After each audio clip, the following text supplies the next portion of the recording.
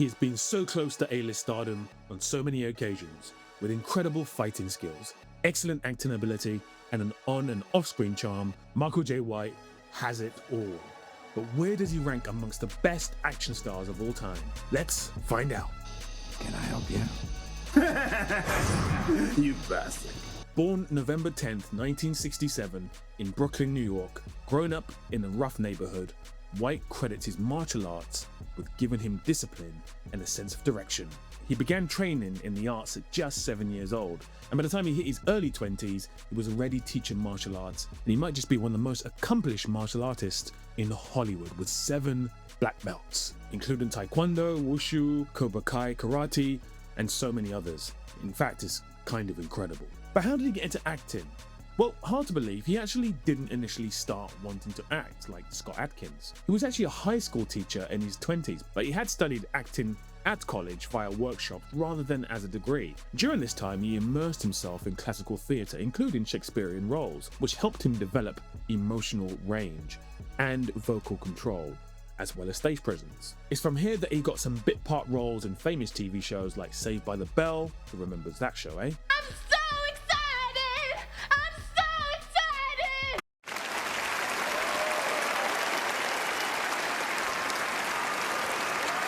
Living Single, playing Marcus, yes that is my name, and another classic show in NYPD Blue. Now, whilst he's known for his physicality, it was actually his acting ability that really grabbed people's attention during this period. And this is how he got his very first break, when he was cast as Mike Tyson in the 1995 biopic, Tyson.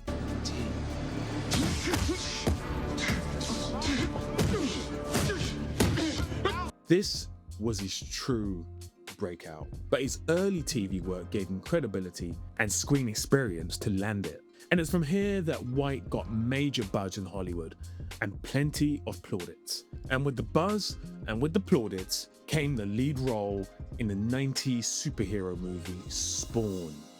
From man to spawn. Peekaboo. I see you.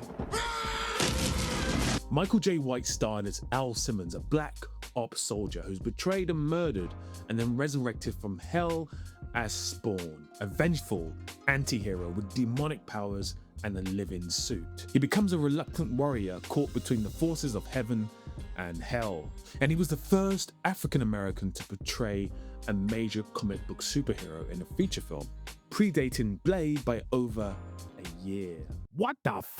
This was really a sliding doors moment, because he could have easily slotted into the space that Wesley Snipes eventually took, and maybe Wesley Snipes could have taken the role of Spawn.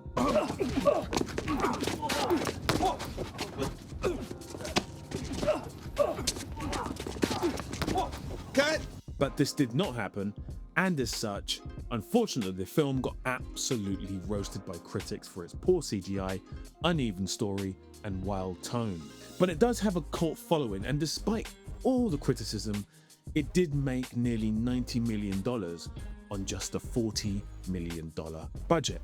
But despite the cult following, this did not propel him onto another massive leading role. Instead, he went on to the commercial and critical flop that is Universal Soldier: The Return in 1999.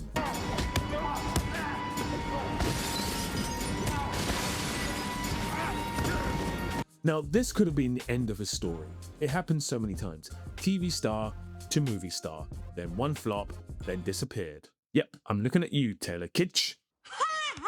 But White was saved by the most unlikely source. I'd like to make something very clear. I don't have rage. I'm a happy guy. You see this face? This is a happy face. The man himself. Exit Wounds was his first box office hit.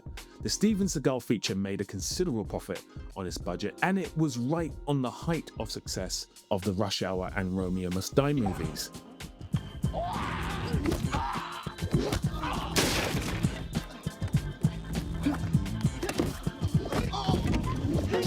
Hollywood martial arts movies were definitely trending at that time.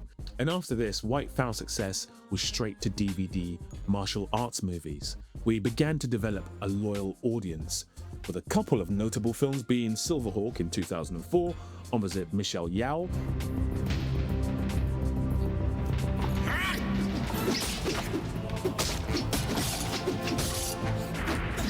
and Undisputed 2: Last Man Standing in 2006.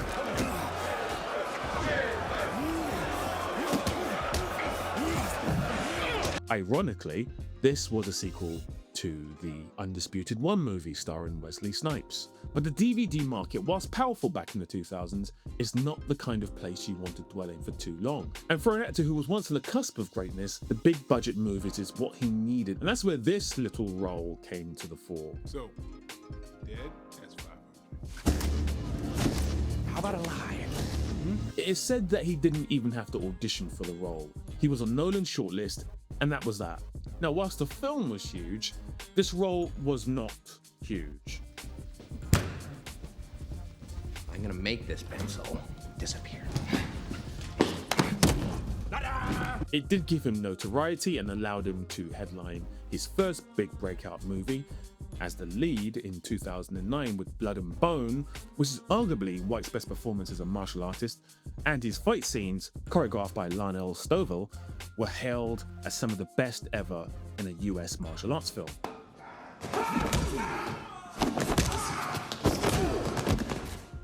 That was followed by the hilarious comedy Black Dynamite, a film that he produced and co-wrote, which parodies blaxploitation films as well as kung fu movies. And it also spawned, do you see what I did there? Oh, brother, this guy stinks! It also spawned an animated series on Adult Swim between 2011 and 2015, and a devoted fan base that crossed comedy and action circles. Who the hell has interrupted my kung fu? Who the hell is this? Black Dynamite? It's your Aunt Billy. Now, Aunt Billy, how many times I told you not to call here and interrupt my kung fu? Now, on the back of these incredible 2 years between 2008 and 2009, the 2010s became very lucrative for Michael J. White. With the Never Back Down series, we saw his directorial debut, and if you love Michael J. White, these films were perfect for you. He choreographed, wrote, directed, and starred in them. And Never Back Down, No Surrender in 2016 also stars Tony Jaa. Put the name Jaa in the comments if you want him to be the next person I feature in the series.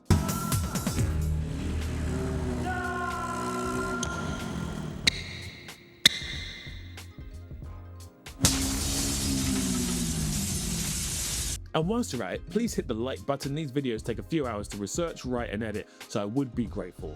And speaking of grateful, much like Scott Adkins, Michael J. White must have been grateful for the 2000s. They were the start of the digital streaming age, where action stars who had their audience already on their side could make low-budget action features and release them straight to streaming services with a huge profit margin, which meant that he can now continue to make a career out of controlling his own narrative.